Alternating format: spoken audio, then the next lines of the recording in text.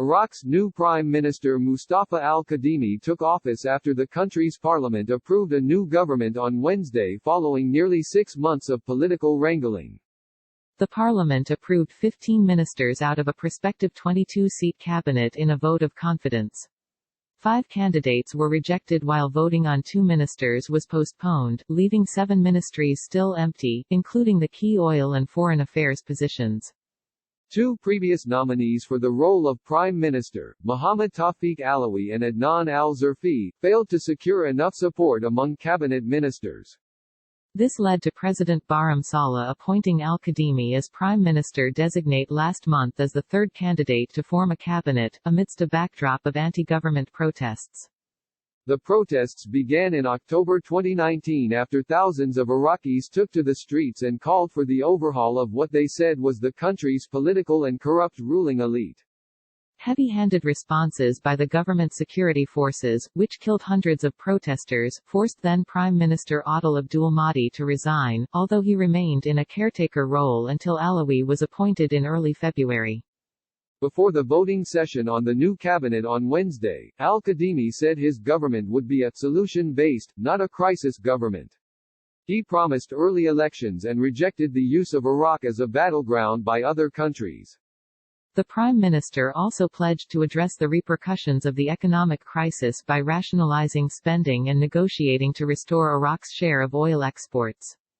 Born Mustafa Abdulatif Mashatat in 1967 in the capital Baghdad, he left Iraq in 1985 to Iran, before moving to Germany and the United Kingdom, which he later became a citizen of.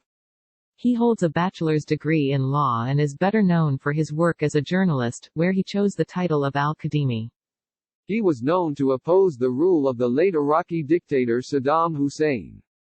After the United States invasion of Iraq in 2003, al-Kadhimi returned to Iraq and co-founded the Iraqi Media Network, running in parallel with his work as executive director of the Iraq Memory Foundation, an organization founded for the purpose of documenting the crimes under Hussein's Ba'ath regime.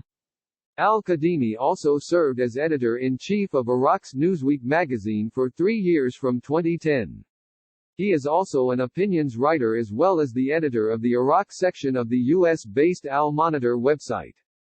In June 2016, al-Kadhimi took over the role of director of the Iraqi National Intelligence Service, in light of the intensification of the battles against the Islamic State of Iraq and the Levant (ISIL), also known as ISIS.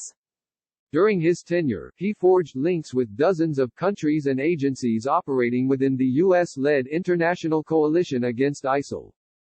During a rare visit to the Saudi capital, Riyadh, in 2017, accompanied by former Iraqi Prime Minister Haider al-Abadi, al-Kadhimi was seen in a long embrace with his friend Saudi Crown Prince Mohammed bin Salman, MBS. Al-Kadhimi is widely viewed by associates and politicians as having a pragmatic mentality in addition to cultivating relations with all the main players across the Iraqi political spectrum, a good relationship with the U.S., and another that has recently reached out to the Iranians. Iran and its allied Iraqi Fatah political bloc had previously vetoed al-Kadhimi's appointment.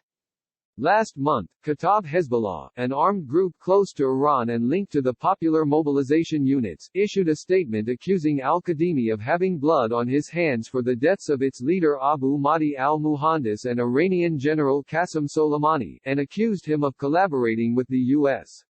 However, with the oil price crash and the coronavirus pandemic, compromises were made between the Fatah bloc and al-Kadhimi, who said he will uphold the muhazasa, or political apportionment system.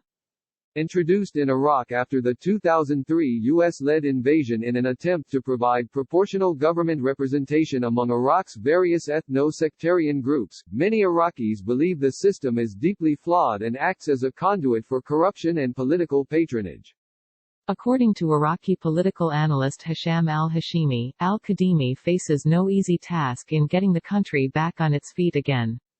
I don't doubt his ability on the technical issues such as forming equitable laws and a fair commission, al-Hashimi told Al Jazeera. He will succeed in preparing for early elections, but the timing is not on his side due to the dire economic conditions and the spread of the coronavirus pandemic.